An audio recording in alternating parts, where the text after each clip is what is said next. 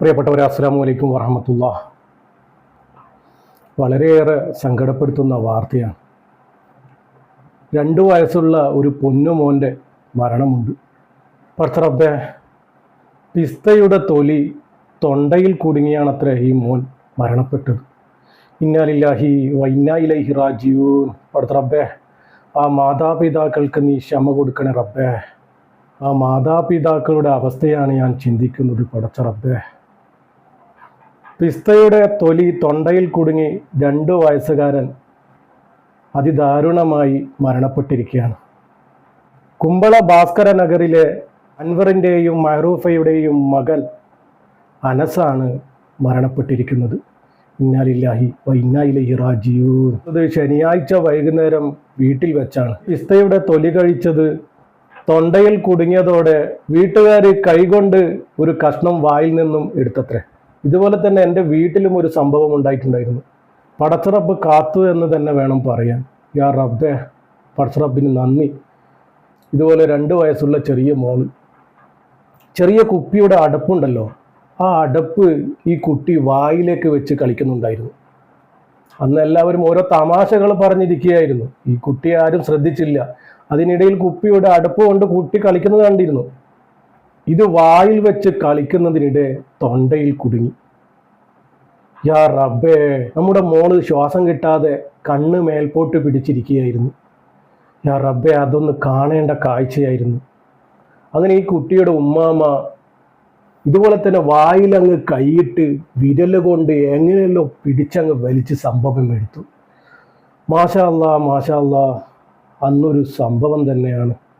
പടച്ചറബ്ബ് കാത്തു എന്ന് തന്നെ വേണം പറയാൻ. യാ റബ്ബേ, അത് കുറച്ചുകൂടി കഴിഞ്ഞിരുന്നെങ്കിൽ പടച്ചറബ്ബേ, ആ കുട്ടിയെ ഹോസ്പിറ്റലിൽ കൊണ്ടുപോകാൻ പോലും സമയമുണ്ടാവില്ല. ശ്വാസം കിട്ടാതെ കണ്ണൊക്കെ വെള്ളയടിച്ച് നിൽക്കുകയായിരുന്നു. സുബ്ഹാനല്ലാഹ്. അത് ഇപ്പോൾ ഞാൻ പറയുമ്പോൾ തന്നെ ബേജാറാകുകയാണ്.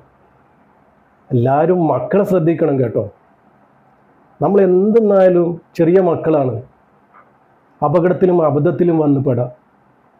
നമ്മൾ എന്ത് തിരക്കുണ്ടായാലും നമ്മുടെ മക്കളെ ശ്രദ്ധിച്ചിട്ട് മതി ബാക്കി കാര്യങ്ങളൊക്കെ. എന്ത് നമ്മൾ സംസാരത്തിലായാലും ഒരു കണ്ണ് അവർക്ക് വേണ്ടി നമ്മൾ മാറ്റിവെക്കണം. വല്ലതും സംഭവിച്ചു കഴിഞ്ഞാൽ നമുക്ക് ഈ ജീവിതകാലം മുഴുവൻ സമാധാനമില്ലാത്ത ജീവിതമായിരിക്കും. സമാധാനത്തോടെ പിന്നെ ജീവിക്കാൻ പറ്റുമോ? നമുക്ക് സമാധാനത്തോടെ കിടന്നുറങ്ങാൻ പറ്റുമോ?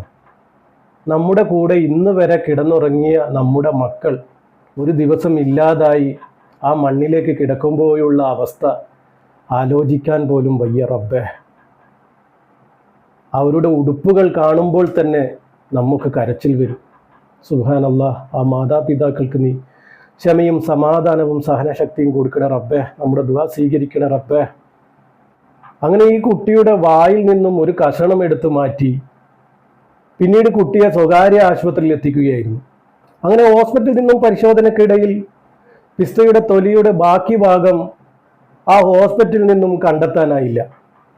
അങ്ങനെ ഡോക്ടർ പറഞ്ഞു, ഒന്നുമില്ല, പ്രശ്നമൊന്നുമില്ല, വീട്ടിലേക്ക് പൊക്കോന്ന് പറഞ്ഞു. അങ്ങനെ ഇവർ വീട്ടിലേക്ക് തിരിച്ചു വന്നതാണ്. അങ്ങനെ ഈ കുട്ടിക്ക് ഞായറാഴ്ച പുലർച്ചെ വല്ലാതെ ശ്വാസം മുട്ടൽ അനുഭവപ്പെട്ടത്രേ. അങ്ങനെ പെട്ടെന്ന് തന്നെ കുട്ടിയെ മാംഗ്ലൂരിലെ ആശുപത്രിയിലേക്ക് കൊണ്ടുപോവുകയാണ്. കൊണ്ടുപോകുന്ന വഴിക്ക് ആ കുട്ടി മരണപ്പെടുകയാണ്. യാ റബ്ബേ, ഇന്നാ ലില്ലാഹി വ ഇന്നാ ഇലൈഹി റാജിഊൻ. പടച്ച റബ്ബേ, ആ ആശുപത്രിക്കാർ എന്ത് പണിയാണ് ചെയ്തത്? ഇങ്ങനെയുള്ള അവസ്ഥയിലൊക്കെ പോകുമ്പോൾ, ഒന്നാമത് കുട്ടികളാകുമ്പോൾ കുറച്ചെങ്കിലും സീരിയസ് ആയി അവർ കാണേണ്ടതല്ലേ? ഒരു ശ്രദ്ധക്കുറവ് കാരണം നമ്മുടെ മക്കൾ മരിക്കുക എന്ന് പറയുമ്പോൾ നമുക്ക് എത്രമാത്രം വിഷമമുണ്ടാകും. ആ മാതാപിതാക്കളുടെ അവസ്ഥ നിങ്ങളൊന്ന് ചിന്തിച്ചു നോക്കിയോ? ഈ കുട്ടിയുടെ പിതാവ് അൻവർ ഗൾഫിൽ നിന്നും വന്ന് ഒരാഴ്ച മുമ്പാണ് ഗൾഫിലേക്ക് പോയത്. ഈ വിവരം അറിഞ്ഞ് നാട്ടിലേക്ക് അദ്ദേഹം പുറപ്പെട്ടിട്ടുണ്ട്. പുറത്ത് റബ്ബേ, അദ്ദേഹത്തിന് ക്ഷമ കൊടുക്കണ റബ്ബേ, സമാധാനം കൊടുക്കണ റബ്ബേ. രാത്രി കുമ്പള ബദർ ജുമാ മസ്ജിദിൽ കുട്ടിയെ ഖബറടക്കം ചെയ്യും. അപ്പോൾ എല്ലാവരും പറ്റുന്നവരൊക്കെ മയ്യത്ത് നിസ്കരിക്കുക. ആ മാതാപിതാക്കൾക്ക് വേണ്ടി, മാതാപിതാക്കൾക്ക് ക്ഷമയും സമാധാനവും ലഭിക്കാൻ എല്ലാവരും ദുആ ചെയ്യണം. എന്നാൽ ആ മക്കൾ നഷ്ടപ്പെട്ടാലുള്ള വിഷമം ആർക്കും ഞാൻ പറഞ്ഞു തരേണ്ട ആവശ്യമില്ല. അവർക്ക് സമാധാനവും സഹനശക്തിയും കൊടുക്കാൻ എല്ലാവരും പടച്ച റബ്ബിനോട് ഇപ്പം തന്നെ ദുആ ചെയ്യണം പ്രിയപ്പെട്ടവരെ.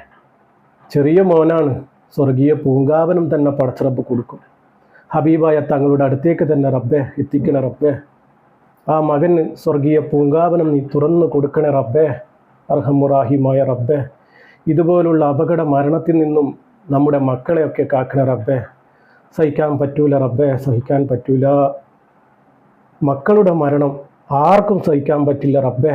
അത് മാതാപിതാക്കൾക്ക് എന്നല്ല, ആർക്കും സഹിക്കാൻ പറ്റില്ല. ഇത് കേട്ടിട്ട് തന്നെ ശരീരം മൊത്തം വിറക്കുകയാണ്.